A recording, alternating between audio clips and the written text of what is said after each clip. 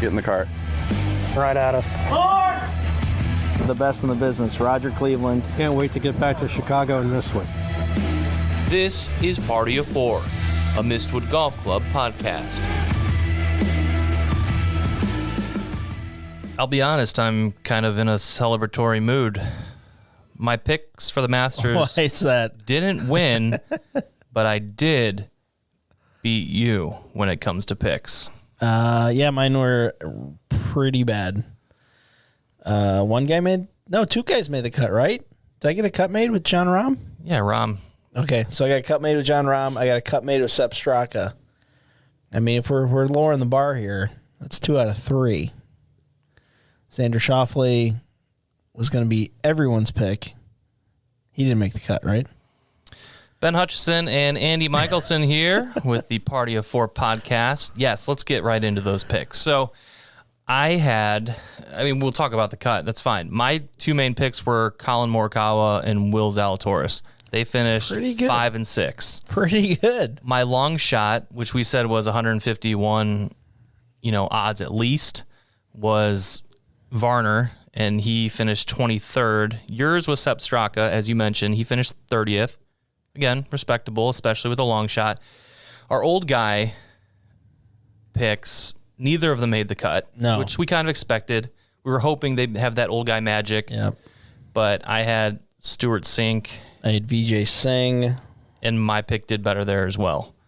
So Andy's really good at golf. Our picks usually aren't, but I did really well. I'm really happy with Usually golf talent doesn't translate to being a good bettor.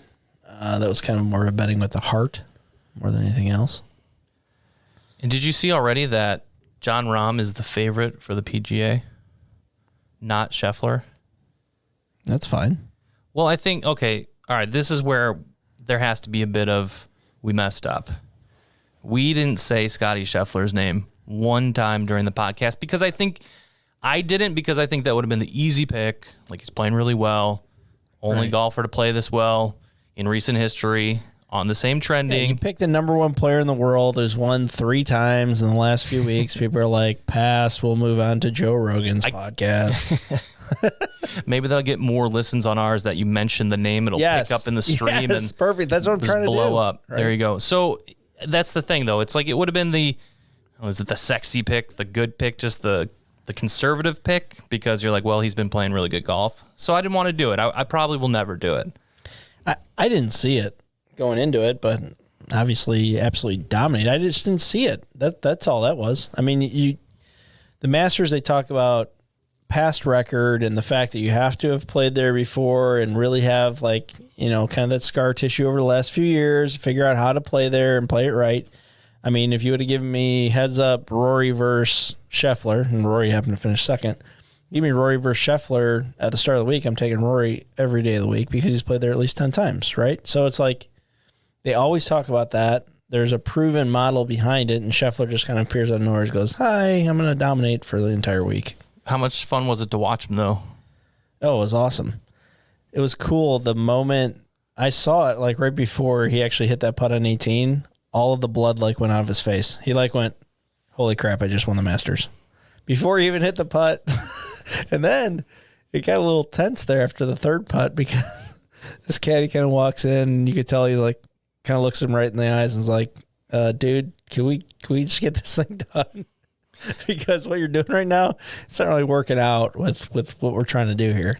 And that's what I tweeted. I said, if Scheffler missing 2 putts from 5 feet and in, knowing he's about to win the Masters, isn't enough to measure the magnitude of the moment, I don't know what would. Totally. I read that when you said it. It was great. I had another friend then tweet that he won $1,000, and if he had missed one more putt, he wouldn't have won the $1,000 because he was in a Masters pool. Oh, okay. So I was like, that had to be agonizing for you, seeing him miss those 2. I kind of thought there was a chance that he could miss the second one because he ran it by basically exactly where Tiger made it in 97. About 4 feet by with a little bit of break. I'm like, I can miss this one. But to run that one by, I just didn't see it. So, anyway, it was awesome. And you mentioned Rory. That was pretty cool to see the way he played on Sunday. Incredible. I mean, it's the best final round, right? His best final round of the Masters, 64. He had to chip in 3 times to do it. But just the moments in golf, and people talked about that too, these sportsmanship, the fact that like Rory and Morikawa are like rooting for each other when those shots went in. That's what's cool about golf. You just don't see that in other sports, that much camaraderie. And, those guys both tried to battle to have some type of chance coming from behind to win. And it's just cool to see them both. That moment's just incredible. You can never duplicate that moment again. The fact that they both hit in from the bunker. I mean, the chances of that are 0. That was so cool. 0. And I think there's the segment of golf fans out there that love the bro-y Bryson Koepka stuff, but I love the professionalism, the way Rory carries himself. He's still looking for his first Masters. Someone said he plays his best golf when he's not in contention. Well, you want to talk about like when people try to define, what's the zone? That was the zone. That guy there that played, that's the zone. That's the guy that's just reacting to what's in front of him, just going through basically the motions, not like over technical anything. He's playing to try and win the golf tournament in a position that's basically not even a position at the start of the day. He had no business to even trying to win that golf tournament, right? So he's literally freewheeling it in a zone, completely locked in. Like, you want to know what the golf zone is? That's what it was. It was just him having fun, him hitting shots, him not worrying about golf swing, him just doing things. And then what happens when you're kind of in that zone is stuff happens that just you've never seen before. I mean, to chip in 3 times, it's hard enough to probably chip at Augusta. I wish I had the opportunity to know this, but it's hard enough to probably just have a nice, easy chip at Augusta National, let alone the 3 that he made out there were crazy. Little known fact about Ben Hutchison, I chipped in 3 times in one round, one time, and it was at Ziegfeld Troy. A little par 3 action. Par 3 action. That was as bad as what was your brush with fame? No, we don't need to talk about the time. Lee Westwood shunned me. Right. Post Ryder Cup. We don't need to go down that road again. Like 100 feet away. No, we were right next to him. He rejected me. He was probably had some things to drink. He was feeling good. It was fine. It was just Andy, I got this really cool Lee Westwood moment. I'm going to save it for the podcast. I saved it for the podcast. Save it for a break. He waved at you from like 100 feet away or something like that. We were right next to each other. Yeah, whatever. It was fine. Sure. But nothing happened. Great guy, I'm sure. He would have been my old guy moment to try to have him have his day at the his weekend at the Masters. He's not quite in that old guy territory. I know he's older than Stuart Sink. I don't know. Stuart Sink just seems You older. said you laid that number at 45 in golf. They're dead. Lee Westwood is like, he's still in his prime. He's still in good shape. I think he always jumps out to like a 2 under, 3 under in a lot of these tournaments, and then he just disappears the rest of the time. But he's a good pick for the Masters. I mean, that guy's such a good record. He was in the final group, a few years ago? If it was the Masters, I honestly can't remember offhand, but that's the thing. You got guys that go out there, they've played this 15, 20 times. Would you have the Luke List? He had played when he was 20, and he finally got to return after 17 years to play it this year.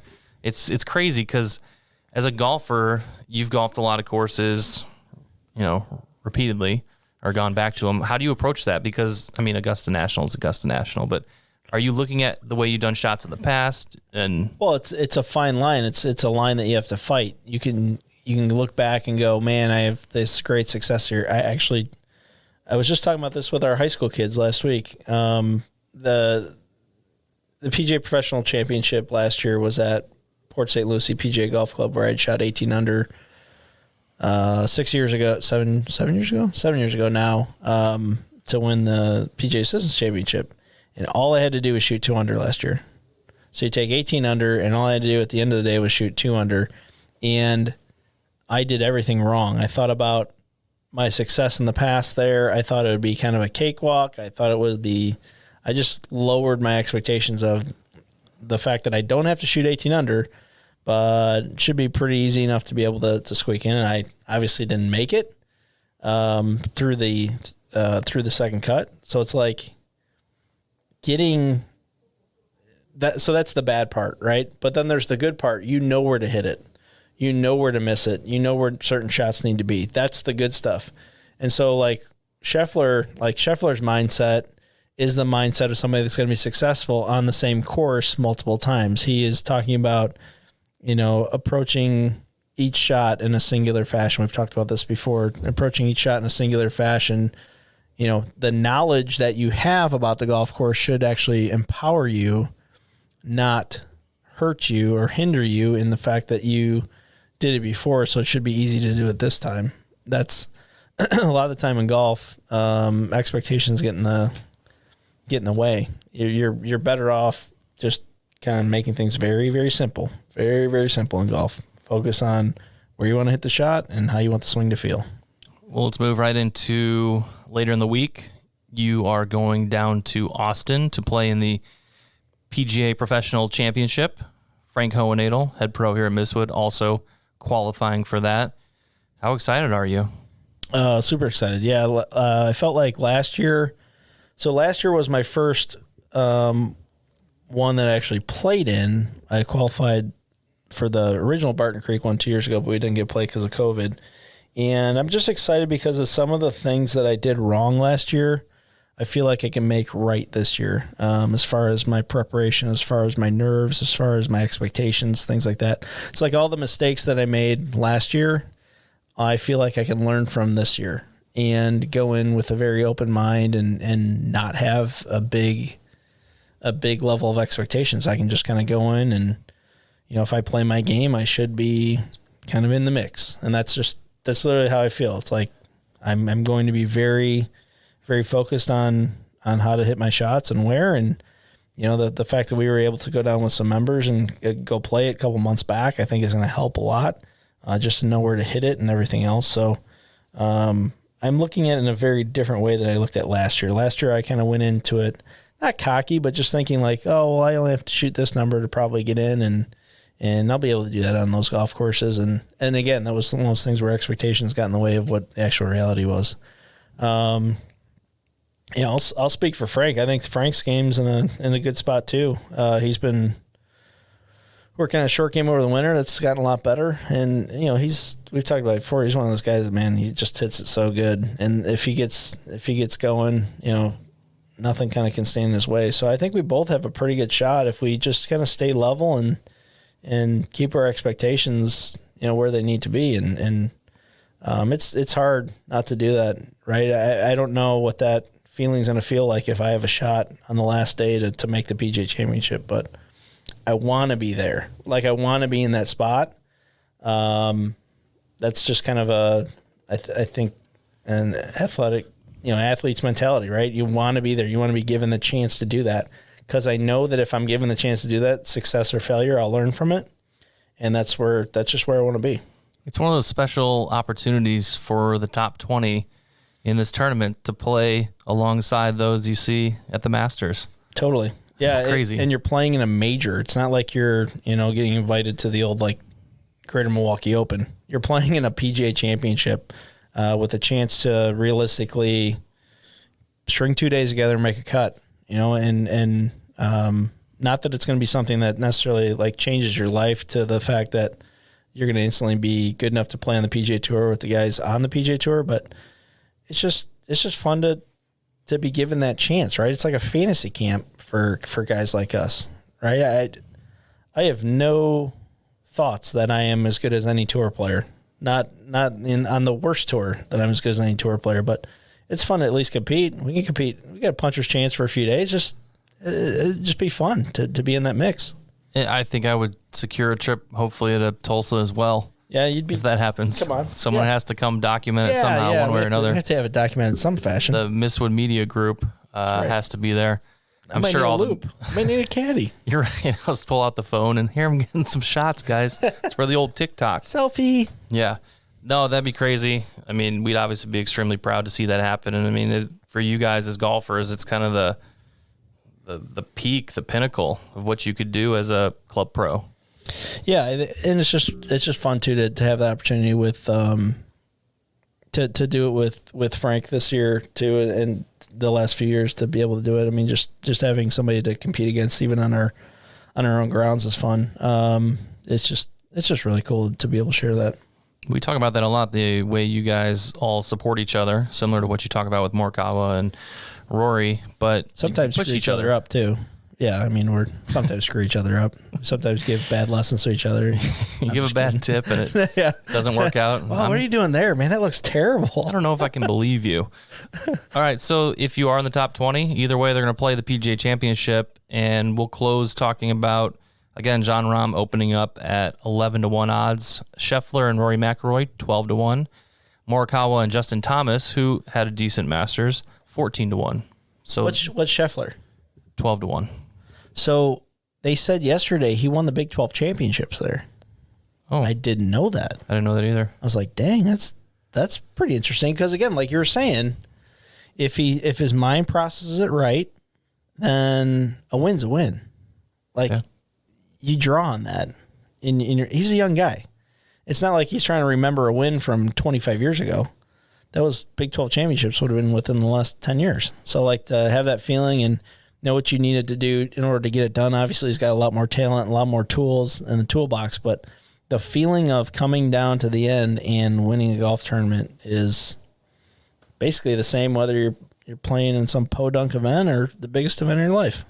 Elephant in the room, Tiger Woods, 40-1 to win the PGA. That was fun to watch him play at the Masters. It was just fun. Yeah, it was really cool to watch him play. I think 40-1 is a healthy, like 40-1? He was 50-1. It went down to about 42 for the Masters. He needs to go up to like 100-1. I mean, he's not there yet.